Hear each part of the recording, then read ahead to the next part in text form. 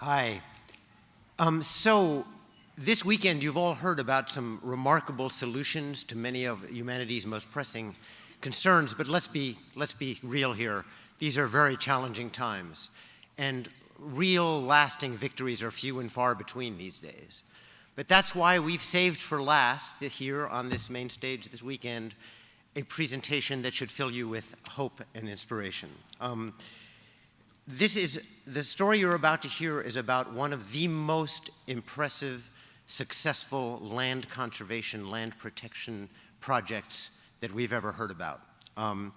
Jody Holmes, our next speaker, was a key part of a small team, not only but predominantly woman-led, that helped guide a 2-decade-long, often bitter struggle and ultimately fierce negotiations with a complex array of often hostile parties to conserve and sustainably manage British Columbia's 15 million acre Great Bear Rainforest, the largest expanse of old-growth temperate rainforest in the world. This effort culminated in a historic agreement between the region's First Nations, provincial government, forestry companies, and environmental organizations. And 85% of these forests are now legally off limits to logging. But this did not come without a lot of blood, sweat, and tears. This epic struggle included intense on-the-ground protests, what was called the War in the Woods, and then sophisticated boycott campaigns of companies using British Columbia lumber, an extraordinarily complex coalition building with more than 20 First Nations, environmental groups, and ultimately intense negotiations with lumber interests and government. It led to a groundbreaking multi-generation agreement, and Jody was one of its prime architects. But some might say she paid a high price. She began the process as a naive 24-year-old conservation biologist, figuring it would last a year. Decades later, after a miscarriage that nearly killed her, giving birth to a daughter and having to raise her as a single mom, surviving breast cancer, chemotherapy, radiation, a double mastectomy, and other adventures in healing and human resilience, all the while returning to the struggle and the negotiation table over and over, she helped forge a truly new approach to conservation, in part by bonding with some of the folks that she had assumed were her bitter enemies. And at times, this bitter struggle had to be unblocked by creative facilitation, bottles of whiskey. The team Jody was part of, the Rainforest Solutions Project, a coalition of Greenpeace, the BC Sierra Club, and Stand Earth, formerly Forest Ethics, operating under the umbrella of Tides Canada, last year won the prestigious Buckminster Fuller Challenge. And she joined several of the past winners of that prize who have graced this stage over the years. Her team won that award because their initiative combines cutting-edge science, a burning love of the natural world, deep respect for Indigenous peoples' rights and wisdom, and the willingness to work hard to find common ground with perceived enemies. It is a model Jody and her cohorts are now spreading globally, and that is a source of great hope for the planet's ecosystems. These may be dark times on many fronts, but this extraordinary woman shows us that we can forge new paths to heal the human relationship to spaceship Earth. Please join me in welcoming one of the great eco-heroines of our era, Jody Holmes.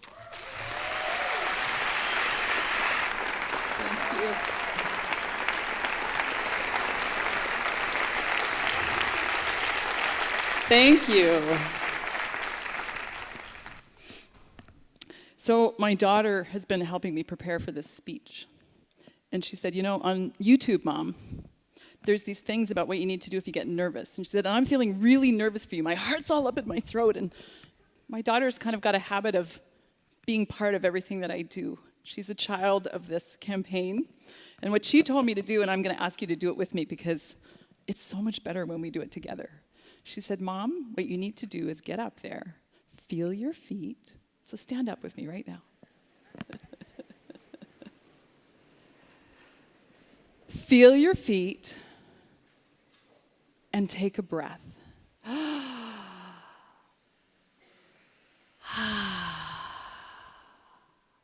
We have all officially conspired. Thank you. I really needed that. It's funny being the last person to speak. I feel like Every time someone spoke today, I was going, yeah, I was going to say that. These people are so much wiser than I am. They've already got this figured out. This audience actually doesn't even really need to hear me speak because you guys are so ahead of the curve. What I want to do today is take us back 20 years in time when we didn't know a bunch of the things that we know now, and try and harvest some of the learnings that, for us, as we started out, naive, young, idealistic women facing across from some very large men in forestry, or logging as we called them at the time, loggers.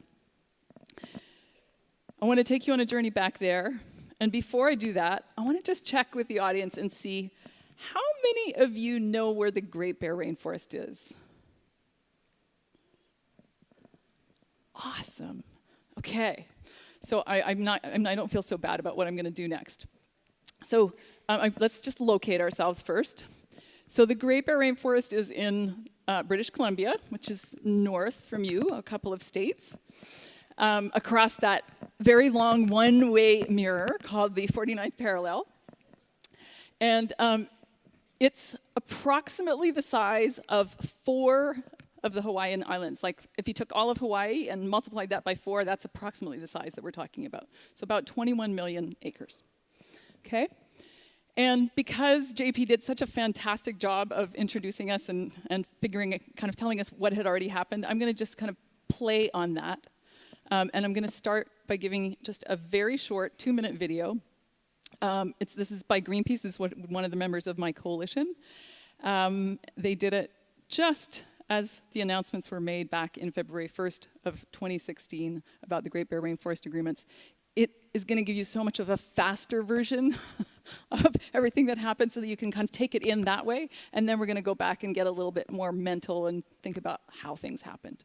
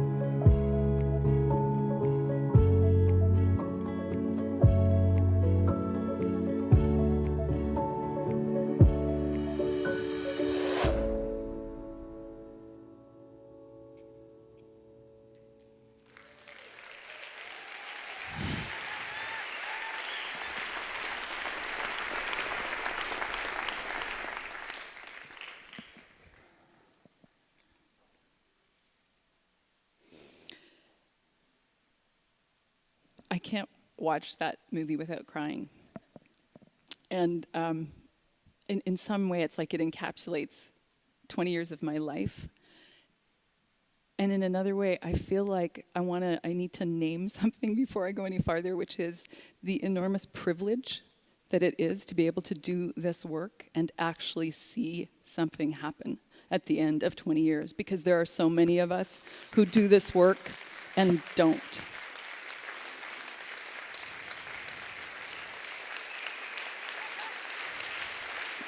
To all of you who spend your 20 years sometimes without seeing anything change. The other thing I feel like I really need to say, it's so weird. I'm the kind of person who spent 20 years staying away from the stages and staying away from any public recognition of any kind. I was kind of fanatic about it. Didn't have a cell phone for a really long time. Made absolutely sure that everybody else was out in front. Really nervous about speaking. It's really weird to hear myself being called a heroine. I don't really think of myself that way, and to be honest with you, the reason that I do this work is for people who I think of as far more heroic than I am. Those are the First Nations who live in these areas, who haven't done this just for 20 years, but for 150 years, have suffered the most unimaginable state-sponsored cultural genocide and assimilation. And I'm going to say that again, cultural genocide in our country. And it's sometimes funny to think, as a Canadian, I grew up thinking we were such nice people. I really did. Right? You don't know you're blind until you find out how blind you are. We were never taught anything about First Nations in school other than the fact that they pulled travois on the prairie and did things maybe 300 or 400 years ago pre-contact. That's all we ever learned. So when I first met First Nations, it was a bit of a shock. And when we first started working with First Nations, it was a bit of a shock to discover that they weren't actually all that thrilled to have us come and be there to help, as you can imagine. Let's see what's going to come next. I think the other thing I should just confess is that I had a little bit of a computer glitch yesterday, and my entire talk ate itself. Which I think was the universe telling me that I should not take myself too seriously. So I'm not going to take myself too seriously, and I hope you don't either. We're going to start with a bit of appreciative inquiry. We're being graced by some sea wolves here, which are a genetically distinct population on the coast of British Columbia, and one of the many things that makes this area really quite spectacular. It's interesting how I keep hearing some of these words, and I thought I'd made them up myself. They felt so good when I was feeling into them earlier. And then I realized I must have been like tapping in Vulcan mind meld to the field or something, because it's like they're just happening all around me here. So one of the things that we really learned in the Great Bear Rainforest is you want to make sure that you're clear about where you want to go. And a lot of speakers have spoken to this. You want to have a very clear vision of where you want to go. But the simple reality is that when you are going to try and create large-scale systems change, the system is going to resist you like all get out. So the best thing that you can do is hold the long vision, but then bring people along in chunks. Bring them along as far as you can get them the first time, and then let them sit there for a bit and feel comfortable there, and then you take them into their next edge, and to their next edge. So we started, when I started this work, only 5% of the Great Bear Rainforest was protected. And let me tell you, it wasn't called the Great Bear Rainforest then, it was called the Central Coast Timber Supply Area. Okay, and then we did a little increment. We got to 30% with protection, and then another increment to 50%, and then this last increment in the last 5 years, and it's the hardest increment to get. That last piece is so hard to get. It's like clawing against chalkboard. We got 85%.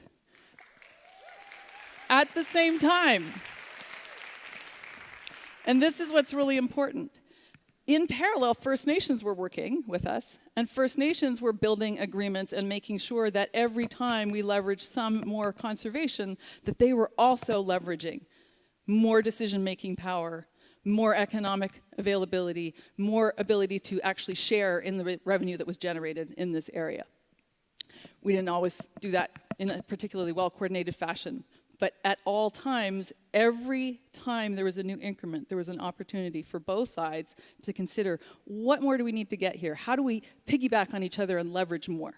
So that's a really important part of this process, is that when we went to implement an agreement, it needed to be generative. It needed to set up for the next increment. It needed to set up for the next increment. And we needed to continuously improve. You know, the best thing about this is I'm going to get through about 3 slides, and there's 40 of them. There's something that we didn't do in that video, which is that something that's happened since. First Nations were really, really instrumental in this. Until very recently, grizzly bears and spirit bears were trophy hunted. And the government said, no problem. We got a lock on this. We know there's going to be enough bears there, so it's fine. And by the way, those grizzly bear hunters are paying a lot into our coffers for elections. So no, we're not going to stop doing that. And First Nations have been lobbying for 5 years really hard, $500,000, a whole bunch of research. And early this spring, the new government announced an end to trophy hunting in the Great Bear.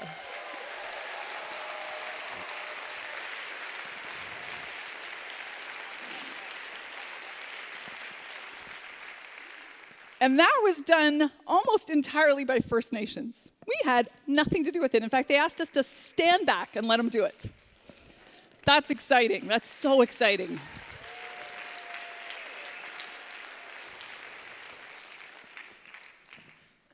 I'm going to speed this up for you. So power. A number of people have talked about this. It's all very well to have great ideas. I thought that should be enough. I came out of an academic environment. I thought, if I just have a good idea, people will do it, right? Like, that's how the world should work. No, that's not how the world works. You need to have a lot of power. So all of that market campaign activity was a really important part of building power on one hand.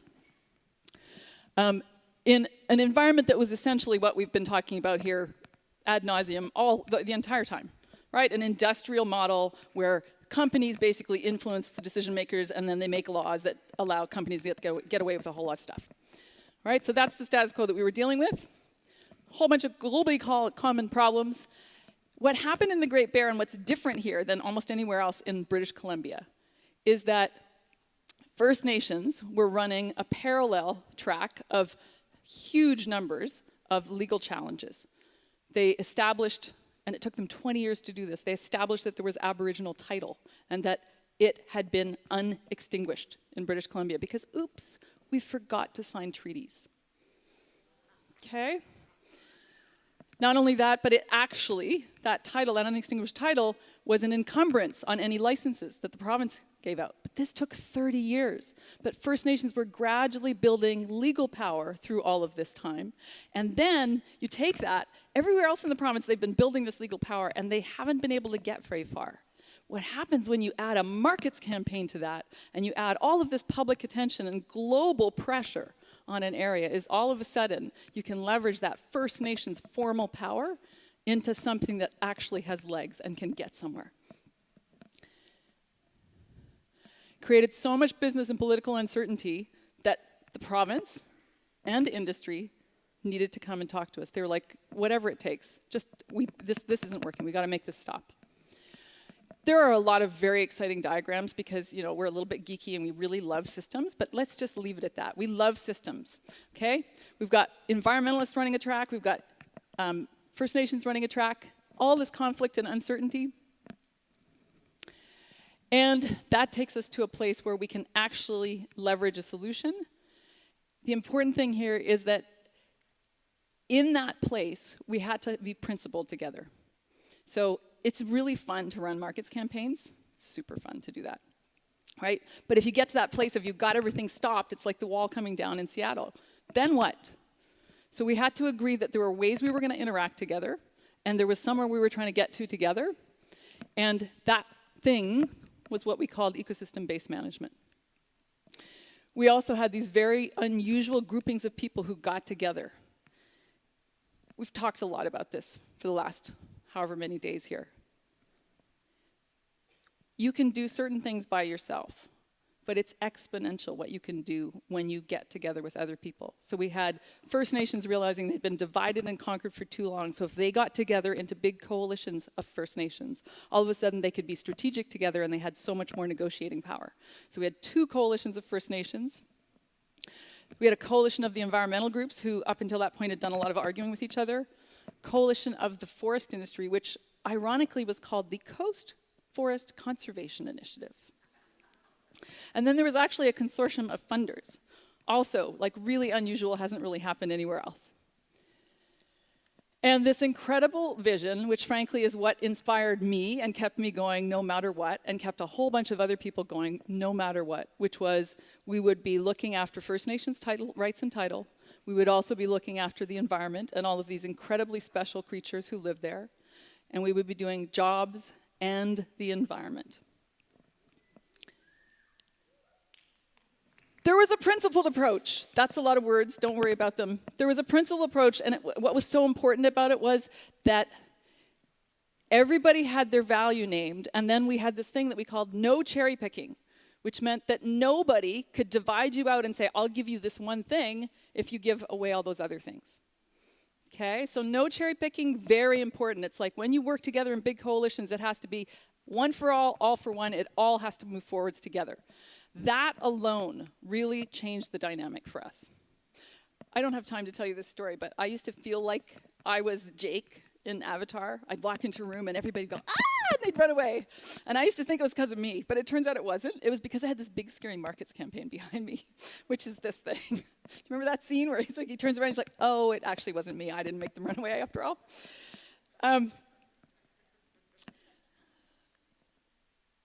We got science done by everyone. Now, it's very easy to discount science when the enviros do it. It's a whole lot harder to discount it when the First Nations, the provincial government, the industry, and the enviros do it together. And it turns out that that information set thresholds for us of 70% being required to create low-risk ecological integrity. Unheard of. I thought it was too low, actually. But still, industry was just about wetting their pants. They were so terrified about the result that had just come out. Okay, we're going to go past this really quickly. New economy, I want to say a little bit about this because it's really important. In the Great Bear, one of the most important things that happened was one of the First Nations leaders said to us at some point, he said, you know, you guys have got a lot of good ideas. I can't feed my people on ideas.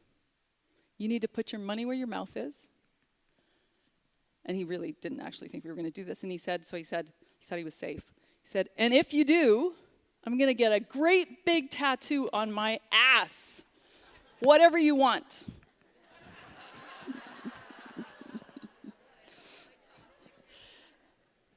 He's designing the tattoo now. $120 million we raised. $60 million raised by the consortium of funders, and then we got that matched by industry and matched by the provincial and the federal government. We're a Queen's Commonwealth forest now. We've been recognized by the Queen. We went from First Nations who basically were living in reserves and unrecognized entirely to the Queen's son. Grandson actually came to visit. Business corporation and economic development. This is a huge part of this story. First Nations economic diversification. Having the capacity and the money that would allow them to be able to make choices about how they had livelihoods. Whole bunch of new jobs created, $73.5 million expended, 10% of all of the jobs right now in First Nations communities can be traced back to those coast opportunity funds, and $120 million extra fund was leveraged. It's kind of incredible, so it took quite a long time. It was kind of like an exponential growth thing. First Nations capacity building was a big limiting factor for a long time. So it took us 5 or 6 years to get to the point where capacity was built and there was enough business development acumen in communities. But all of a sudden, what's happened in the last couple of years is things have started taking off. And it's so exciting because I thought that we could be 20 years out before this happened. I thought we were really in for a long haul. But it turns out that you just have to give people the capacity to do what they already want and have in their hearts to do, and then all this energy gets released. And that's incredibly exciting to me. That's why I keep coming back and doing this work. In an individual First Nation, so this is the Kitasoo and Klemtu in the heart of Spirit Bear territory, there's both economic kind of diversification happening in terms of companies, but then there's also money that gets expended for stewardship. And there's now a stewardship office in every single First Nations community. The hereditary chiefs actually engage with that stewardship office, and those stewardship offices are now doing things as diverse as reacting to the forest industry, but also, I want you just to notice how complicated this is. Language revitalization, okay? Watchmen, guardian watchmen in the communities, and all kinds of ecotourism stuff that's being done. You know what, you guys? I've always wanted to come to Bioneers. I didn't think I'd be coming on the main stage. Thank you so much.